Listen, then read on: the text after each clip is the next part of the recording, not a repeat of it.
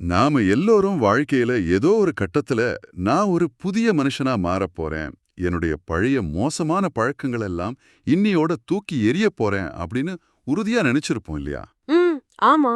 இத கேக்குற நீங்களும் கூட அப்படி பலமுறை யோசிச்சிருக்கலாம். ஒரு புத்தாண்டு பிறக்கும் போதோ இல்ல வாழ்க்கையில ஒரு பெரிய சறுக்கல் வரும்போதோ இந்த எண்ணம் நமக்குள்ள ரொம்ப ஆழமா எழும். கண்டிப்பா எழும். ஆனா அந்த மாதிரி நினைச்ச அடுத்த சில நாட்கள்லயே நாம மீண்டும் பழைய நிலைமைக்கே திரும்பிடுவோம். எக்ஸாக்ட்லி. அது ஏன் நடக்குது? உண்மையிலே ஒரு மனுஷனால தன்னுடைய அடிப்படையான குணங்களை மாத்திட்டு ஒரு புதிய பிறப்பை எடுக்க முடியுமா? இது ஒரு பெரிய கேள்விதான். இப்படிப்பட்ட பல கேள்விகளோட தொடர்ந்து கத்துக்கணும் அப்படிங்கிற ஆர்வமும், எந்த ஒரு விஷயத்தையும் அதோட முழு பரிமாணத்தோட தெளிவா புரிஞ்சுக்கணும்னு நினைக்கிற உங்களுக்காகவே இந்த ஆழமான அலசல் பிரத்யேகமா வடிவமைக்கப்பட்டிருக்கு. உங்களோட அன்றாட வாழ்வை அடியோடு மாற்றி அமைக்கக்கூடிய ஒண்ணு. ஆமாம், மறுபிறப்பு மற்றும் அகமாற்றத்தின் தெய்வீகம் அப்படிங்கிற தலைப்புல உள்ள ஒரு அற்புதமான ஆன்மீக மற்றும் உளவியல் குறிப்பை தான் நாம இன்னைக்கு கையில் எடுத்திருக்கோம். அதுவும் குறிப்பா சொல்லணும்னா ஸ்ரீமத் சுவாமி சித்பவானந்தர் இயற்றிய தினசரி தியான குறிப்புகள்ல இன்றைய தினமான மார்ச் 8, அதாவது மாசி 25க்கான சிந்தனையை தான் நாம இன்னைக்கு முழுமையா அலச போறோம். சரி, இதை கொஞ்சம் விரிவாகவே பிரித்து பார்ப்போம். பொதுவா மறுபிறப்பு அப்படிங்கிற வார்த்தையை கேட்ட உடனேயே நமக்குள்ள பலவிதமான மாயாஜால கற்பனைகள் வரும். ம் அதாவது மரணத்திற்கு பிறகு நடக்கக்கூடிய ஏதோ ஒரு சம்பவமா தான் அது நினைவுக்கு வரும். ஆனா இந்த குறிப்புல அதை ரொம்ப வேற மாதிரி சொல்லியிருக்காங்க இல்லையா? ஆமா. எந்த விதமான மாயாஜாலங்களும் இல்லாம நம் மனதிற்குள்ள அன்றாட நிகழக்கூடிய அல்லது நிகழ வேண்டிய ஒரு ஆழமான அகமாற்றமே உண்மையான மறுபிறப்பு அப்படிங்கறத இந்த மூல ஆதாரம் ரொம்ப தெளிவாவும் தர்க்க ரீதியாவும் நமக்கு விளக்குது. இந்த தியான குறிப்புல சுவாமி சித்பவானந்தர் ரொம்ப ஆழமான சில உருவகங்களை பயன்படுத்தியிருக்காரு. அதை படிக்கும்போதே நமக்குள்ள பல திறப்புகள் ஏற்படுது. உண்மைதான். குறிப்பா அவர் சொல்லும் அந்த முதல் வார்த்தை. கரெக்ட். மூலக்குறிப்புல அவர் குறிப்பிடுற அந்த முக்கியமான வார்த்தை த்விஜன். இதோட அர்த்தம் இருபிறப்பாளன் அல்லது 2 முறை பிறந்தவன் அப்படின்னு சொல்றாங்க. ம் இதுல ஆச்சரியமான விஷயம் என்னன்னா, இது உண்மையில மரணத்திற்கு பிறகு நிகழும் பிறப்ப குறிக்கல. அவர் ஒரு வரிய பதிவு செய்யறாரு. சொல்லுங்க. தேவே, உன்னை நான் அடைய விரும்பும் பொழுதே புதியதொரு பிறப்பெடுத்தவனாகிறேன். ஆஹா. ஒரு மனுஷன் உயர்ந்த ஒன்ன அடைய விரும்பும் அந்த கணமே அவனுக்கு 2வது பிறப்பு நிகழ்ந்துடுது அப்படின்னு அவர் சொல்றது எனக்கு கொஞ்சம் வியப்பா இருக்கு. இத மேலோட்டமா பாக்கும்போது வெறும் ஆசை போல தோணலாம்.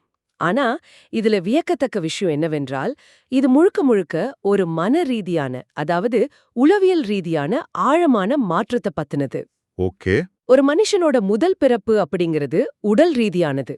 அது இயற்கையாகவோ இல்ல அவனோட பெற்றோராலோ அவனுக்கு அளிக்கப்படுவது. ஆமா, அதுல அவனோட விருப்பத்துக்கு எந்த இடமும் இல்ல. கரெக்ட். நீங்க எந்த ஊர்ல எந்த சூழ்நிலையில பிறக்கணும் அப்படிங்கறத நீங்க முடிவு செய்யல. ஆனா 2வது பிறப்பு அப்படிப்பட்டதல்ல. அப்போ அது எப்படி நடக்குது? எப்போ ஒரு மனுஷன் தன்னுடைய தற்போதைய நிலையிலிருந்து விடுபட்டு மிக உயர்ந்த ஒரு ஞான நிலையை அல்லது முழுமையான அமைதிய அடையணும்னு தான் மனசுக்குள்ள ஆழமா விருப்பம் கொள்றானோ, அந்த நொடியே அவனோட 2வது பிறப்பு நிகழுது. ஆனா பிராக்டிக்கலா ஒரு சந்தேகம் வருது. வெறும் விருப்பம் மட்டும் எப்படி ஒருவனை மாத்திடும்? நான் நல்லவனா மாறணும்னு ஆசைப்பட்டா மட்டும் போதுமா? அது எப்படி ஒரு புதிய பிறப்பா மாறும்? நீங்க கேக்குற கேள்வி நியாயமானதுதான்.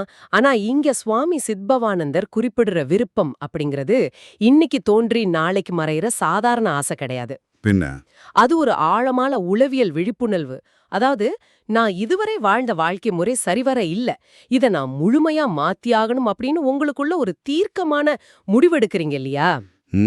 ஆமாம். அந்த முடிவுதான் உங்களோட 2வது பிறப்பின் தொடக்க புள்ளி. அது ஒரு பெரிய செயல்ல தொடங்குறதில்ல, மாறா ஆழ்மனதுல எடுக்கப்படுற ஒரு உறுதியான முடிவுல தொடங்குது. விருப்பம் என்பது ஒரு தேடல். அந்த தேடல் தொடங்கும் புள்ளிதான் ஒருவனின் உண்மையான மறுபிறப்பு. நீங்க சொல்றத கேட்கும்போது இது நரம்பியல் ரீதியான மாற்றங்களோட தொடர்புடையது போல தோணுது. அதாவது நம்முடைய உடலோட பிறப்பை நம்ம தேர்ந்தெடுக்கல, ஆனா நம்முடைய மனதோட பிறப்ப, குணத்தோட பிறப்பை நம்ம தேர்ந்தெடுக்க முடியும் அப்படிங்கறத தான் இது உணர்த்துது. மிக சரியா சொன்னீங்க. இங்கதான் விஷயம் ரொம்பவே சுவாரஸ்யமாகுது. இதை விளக்குவதற்கு மூலக்குறிப்புல மிக எளிமையான ஆனா ரொம்ப ஆழமான ஒரு உருவகம் கொடுக்கப்பட்டிருக்கு. ஆமா, அந்த மாளிகை உருவகம். கரெக்ட். ஓரிடத்துல புதிய மாளிகை கட்ட விரும்பினால் அங்கு இருக்கும் பழைய குடிசை அழித்தாக வேண்டும். இந்த உருவகம் எப்படி மனித மனதிற்கு பொருந்ததுன்னு நீங்க கொஞ்சம் விளக்க முடியுமா? கண்டிப்பா. இத ஒரு பரந்த கண்ணோட்டத்தோட இணைத்து பாத்தீங்கன்னா இந்த உருவகத்தோட முழு வீச்சு உங்களுக்கு புரியும். மனம் என்பத அந்த இடமா, அதாவது அந்த நிலமா உருவகிச்சுக்கங்க. ஓகே, மனசுதான் நிலம். ஆமா. மாளிகை என்பது நாம அடைய விரும்புற அந்த உயர்ந்த நிலை, முழுமையான அமைதி அல்லது தெய்வீகத்தன்மை. ஆனா எனக்கு ஒரு சந்தேகம். ஒரு புதிய மாளிகை வேணும்னா அந்த பழைய குடிசையை முற்றிலுமா எதுக்காக அழிக்கணும்? அதோட மேலேயே கொஞ்சம் மேலோட்டமா வண்ணம் பூசி சில மாற்றங்களை செய்து அதை ஒரு மாளிகையா மாத்திக்க கூடாதா? முழுமையா அழிக்கணும்னு அவர் சொல்றதோட உளவியல் காரணம் என்ன? இப்ப நீங்க கேட்டீங்க இல்லையா? இந்த கேள்விதான் பலரும் தங்கள் வாழ்க்கையில செய்யற ஒரு மிகப்பெரிய பிழையை சுட்டிக்காட்டுது. அப்படியா? ஆமாம். பழைய குடிசையின் மீது வண்ணம் பூசுவது அப்படிங்கிறது ஒருவன் தனக்குள்ள இருக்கிற கோபத்தையும் பொறாமையையும் அப்படியே வச்சுக்கிட்டு வெளியில மட்டும் நான் ரொம்ப அமைதியானவன், நல்லவன் அப்படின்னு போலியா தன்னை காட்டிக்கொள்றதுக்கு சமம். ஓஹோ. அது எத்தனை நாட்களுக்கு நிலைக்கும்? உள்ளே அடித்தளம் ரொம்ப பலவீனமா இருக்கு. ஒரு சின்ன பிரச்சனை வந்தாலும் அந்த போலிச்சாயம் வெளுத்துடும். உண்மைதான். அந்த பழைய குடிசை அப்படிங்கிறது பல வருடங்களா நாம வளர்த்து வச்சிருக்கிற தவறான எண்ணங்களும் குறுகிய மனப்பான்மைகளும் தான். ஒரு குடிசையோட மேல் பல அடுக்குகள் கொண்ட ஒரு மாளிகையை கட்டவே முடியாது. அது அடித்தளமே இல்லாத கட்டிடமாகி இடிந்து விழுந்துடும். ஆக பழையதை முழுமையா இடிச்சு தள்ளாம புதிதை உருவாக்க முடியாதுன்னு சொல்றீங்க. கட்டாயமா முடியாது. அந்த உயர்ந்த நிலைய நாம அடையணும்னா முதல்ல நாம் மனசுக்குள்ள இருக்கிற கோணலை முற்றிலுமா நிமிர்த்தணும் அப்படின்னு குறிப்பு ஆணித்தரமா சொல்லுது. மனதின் கோணல். ஆமாம். இத அகமாற்றத்தோட ஒப்பிட்டு பாருங்க. மனதின் கோணலை நிமிர்த்தும் போதுதான் நேர்மை அங்க வந்து அமருது. சிற்றியல்பை, அதாவது நமது கீழ்மையான இயல்புகளை முழுமையா ஒழித்தால்தான் பேரியல்பு அப்படிங்கிற உயர்ந்த தன்மை அங்க பிறக்க முடியும். இது ஒரே நாள்ல நடக்கிற விஷயமா இருக்க முடியாதே. நிச்சயமா கிடையாது. இது ஒரு மிகப்பெரிய தொடர்ச்சியான அகக்கட்டுமான பணி. பழைய குடிசையை அழிப்பது அப்படிங்கிறது வலி நிறைந்த ஒரு செயல்தான். ஏன் அப்படி சொல்றீங்க? ஏன்னா பல வருடங்களா அந்த பழைய குடிசைக்குள்ள வாழ்ந்து நமக்கு அது ரொம்ப பழகிடுச்சு. கோவப்படுறதும் மற்றவர்களை விமர்சிக்கிறதும் நமக்கு ரொம்ப வசதியான ஒரு உணர்வு கொடுக்கலாம். ஆமா, அது ஒரு கம்ஃபர்ட் ஜோன் மாதிரி ஆயிடுது. கரெக்ட். அந்த வசதியான வட்டத்தை விட்டு வெளியே வர்றது கடினம்தான். ஆனா அதை அழித்தாலொழிய புதிய மாளிகைக்கு அங்க இடமே இல்ல. அருமையான விளக்கம். பழைய குடிசையை அழிப்பது அப்படிங்கிறது ஏதோ ஒரு சாதாரண விஷயம் அல்ல. அது நம்முடைய பல வருட பழக்க வழக்கங்களை உடைத்தெறிவது அப்படிங்கிறது மிக தெளிவா புரிய வச்சிங்க. நன்றி. சரி, அந்த பழைய குடிசை அப்படின்னு சொல்றது குறிப்பா எதை குறிக்குது? சுவாமி சித்பவானந்தர் அந்த பழைய மனிதனோட எதிர்மறை குணங்களை ரொம்ப தெளிவா பட்டியலிடுறாரு. ஆமா, 5 குணங்கள் சொல்லியிருக்காரு. கரெக்ட். முதலாவது முன்கோபம், 2வது பதைப்பதைப்பு, 3வது பொறாமை, 4வது தற்பெருமை மற்றும் 5வது கசடு, அதாவது மனதின் மாசுகள் அல்லது அறியாமை. இந்த குணங்கள் அனைத்தும் நிறைந்த இந்த பழைய மனிதன் முழுமையா விடைபெற வேண்டும்னு அவர் சொல்றாரு. ஆனா நடைமுறையில இது எவ்வளவு தூரம் சாத்தியம்? இது சாத்தியம்தானான்னு உங்களுக்கு தோணுதா? ஆமாம். ஏன்னா இந்த 5 குணங்களுமே உங்களை என்னையும் போன்ற பலருக்கும் அன்றாடம் தொந்தரவு கொடுக்கும் தவிர்க்க முடியாத விஷயங்கள் தானே. உதாரணமா, போக்குவரத்து நெரிசல்ல ஒருத்தன் தவறா வாகனத்தை ஓட்டி வந்தா முன்கோபம் வரத்தானே செய்யும். நீங்க சொல்றது முற்றிலும் இயல்பான ஒரு மனிதனோட மனநிலைதான். ஆனா நாம் இங்க பேசிட்டு இருக்கிறது இருபிறப்பாளன் ஆகணும்னு முடிவெடுத்த ஒருவனை பற்றி. ஓகே. இந்த குணங்கள் ஒவ்வொன்றையும் நீங்க கூர்ந்து கவனிச்சீங்கன்னா இவை அனைத்தும் உங்களை ஒரு குறுகிய வட்டத்துக்குள்ள சுருக்கி வச்சு உங்களை நீங்களே அழித்துக் கொள்ளும் தன்மையுடையவை அப்படிங்கறத உணரலாம். அதாவது நமக்கு நாமே வச்சுக்கிற ஆப்பு மாதிரி. ஆமா. இப்போ நீங்க போக்குவரத்து நெரிசல உதாரணமா சொன்னீங்க. முன்கோபம் அப்படிங்கிறது நிதானத்தை இழக்க செய்யுது. அந்த இடத்துல நீங்க கோவப்படுறதால நெரிசல் குறைய போறதில்ல.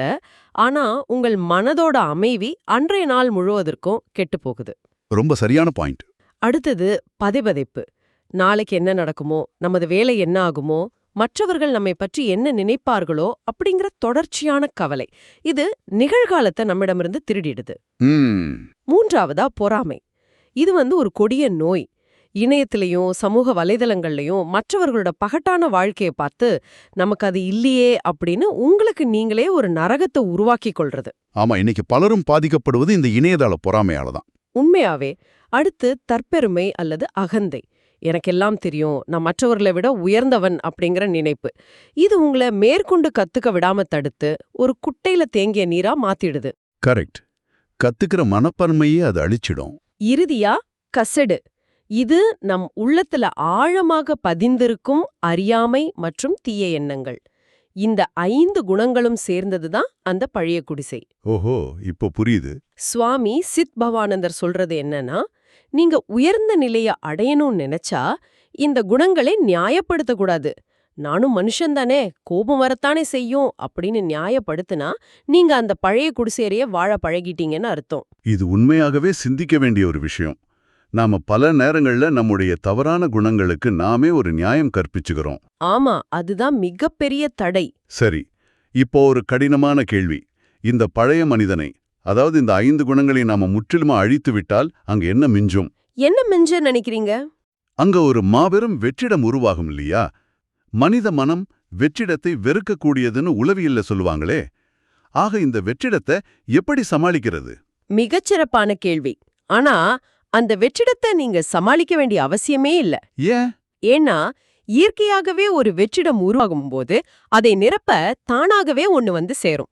அந்த வெற்றிடத்துல தான் தானாகவே ஒரு புதிய மனிதன் உருவாகிறான். ஆஹா, அந்த புதிய மனிதனோட குணநலங்களா குறிப்பு மிக அழகான 4 விஷயங்களை கூறுது. என்னென்ன விஷயங்கள்? முன்கோபம் இருந்த இடத்துல இப்போ அமைதி வந்து அமருது. பதைபதைப்பு அல்லது அதீத கவலை இருந்த இடத்துல எல்லாவற்றையும் பக்குவமா எதிர்கொள்ளும் பொறை, அதாவது பொறுமை வருது. தற்பெருமை இருந்த இடத்துல மிக ஆழமான பணிவு தோன்றுது. கசடுகள் நீங்கிய இடத்துல தூய்மை பிறக்குது. வாவ்! அமைதி, பொறுமை, பணிவு, தூய்மை, இந்த 4ம் சேர்ந்த புதிய மனிதனா அவன் முழுமையடைறான். இது கேட்பதற்கு ரொம்ப அழகா இருக்கு. ஆனா இந்த மாற்றங்கள் தன்னிச்சையாகவே நடக்குமா? பழையதை அழிப்பதும் புதியதை உருவாக்குவதும் ஒரே நாணயத்தோட 2 பக்கங்கள் போன்றது. உங்களுக்கு அமைதி வேணும்னா நீங்க அதை வெளியில எங்கும் தேட வேண்டியதில்ல. உங்களுக்குள் இருக்கிற கோபத்தை நீங்க ஒழித்து கட்டினாலே அங்க இயல்பாகவே அமைதி மலரும். அதாவது கோபத்தின் இல்லாமைதான் அமைதி. எக்ஸாக்ட்லி. பொறுமை வேணும்னா பதற்றத்தை விடணும். பழைய குடிசையை இடிக்காம புதிய மாளிகையை கட்ட முடியாது அப்படிங்கறத போல இந்த எதிர்மறை குணங்களை வேற இருக்காம அமைதியையும் பொறுமையையும் தியானத்தின் மூலமோ அல்லது வேறு பயிற்சிகளின் மூலமோ மேலோட்டமா தேடுவதில் எந்த அர்த்தமும் இல்ல. கண்டிப்பா. நீங்க உள்ள கோபத்தை வச்சுக்கிட்டு வெளியில கண்களை மூடி தியானம் செய்வதால எந்த பயனும் இல்ல. கோபத்தை விடுவதுதான் உண்மையான தியானம். இதுவே உண்மையான பிறப்பு அப்படின்னு அவர் ஆணித்தரமா நிலைநிறுத்துறாரு. இதை விட தெளிவா புரிய வைக்க முடியாது. நாம பல நேரங்கள்ல நம்முடைய குறைகளை அப்படியே வச்சுக்கிட்டு வெளியில ஏதோ தியானம் செய்தோ அல்லது புத்தகங்கள் படித்தோ அமைதியை தேடி ஓடுறோம். ஆமா, அது ஒர்க் அவுட் ஆகாது.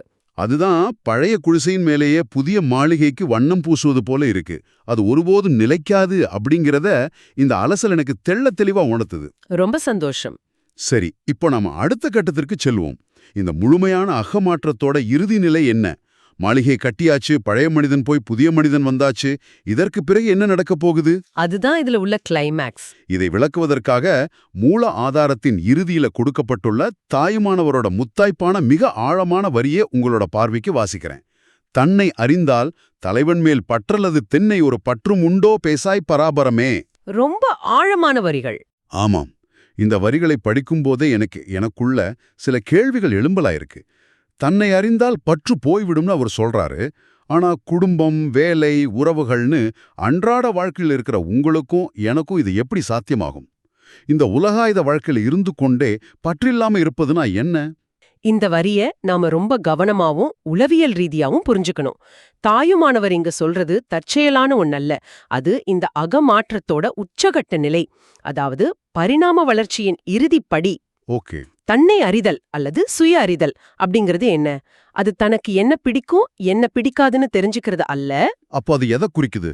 தான் இந்த பழைய குடிசை இல்ல, தான் இந்த முன்கோபமோ பதற்றமோ பொறாமையும் இல்ல அப்படிங்கறத முழுமையா உணர்ந்து தன்னுள் இருக்கும் அந்த தூய்மையான அமைதியான புதிய மனிதனை தரிசிப்பதுதான் தன்னை அறிதல்.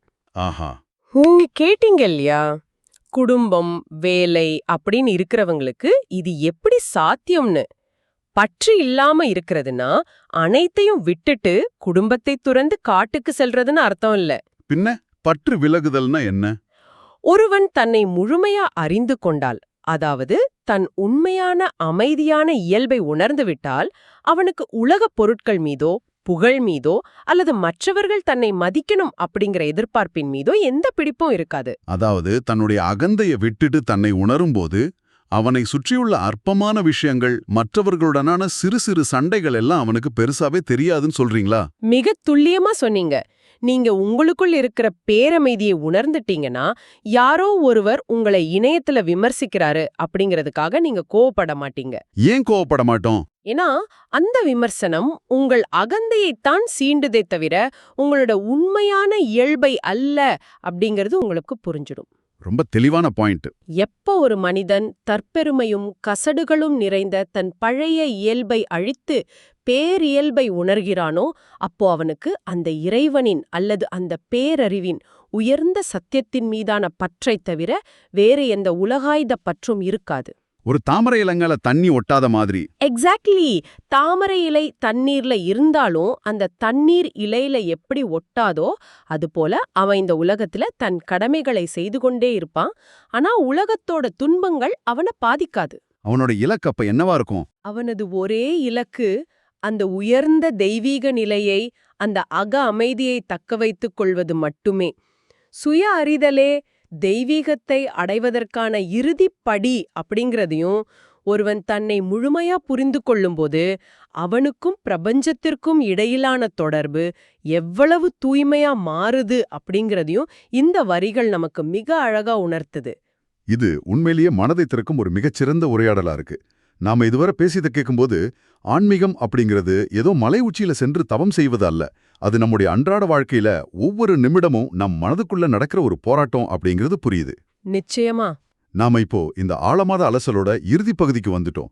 இதுவரையிலான நம்முடைய உரையாடலின் முக்கிய சாராம்சத்தை உங்களுக்கு தொகுத்து வழங்க விரும்புறோம். சொல்லுங்க. மறுபிறப்பு அல்லது இரு பிறப்பு அப்படிங்கிறது எங்கோ எப்போதோ நமக்கு சம்பந்தம் இல்லாம எதிர்காலத்துல நடக்க போற ஒரு மாயச் செயல் அல்ல. அது இங்கேயே இப்போதே உங்கள் மனதிற்குள்ள நடக்க வேண்டிய ஒரு தொடர் செயல்பாடு.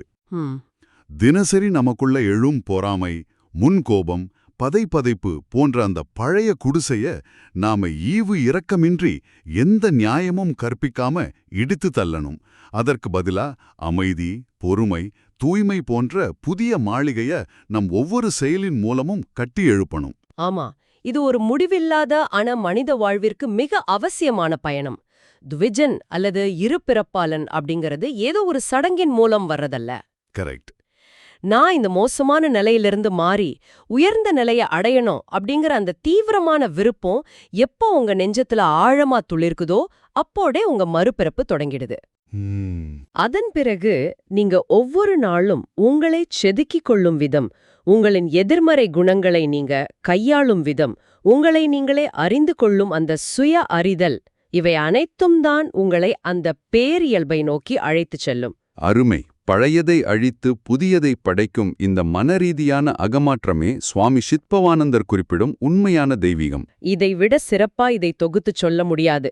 இந்த ஆழமான அலசலை நிறைவு செய்வதற்கு முன் உங்களுக்கு ஒரு சவாலான, அதே சமயம் உங்களை சிந்திக்க தூண்டும் ஒரு கேள்வியை விட்டு சொல்ல விரும்புறோம். என்ன கேள்வி அது? உயர்ந்த நிலையை அடைய விருப்பம் கொள்ளும் அந்த நொடியிலேயே இரண்டாவது பிறப்பு நிகழுதுன்னு பார்த்தோம் இல்லையா? ஆமா. அப்படியானால் மனிதர்களாகிய நாம நமது வாழ்நாள்ல ஒரு முறை மட்டுமே பிறக்கிறதில்ல. ஓஹோ.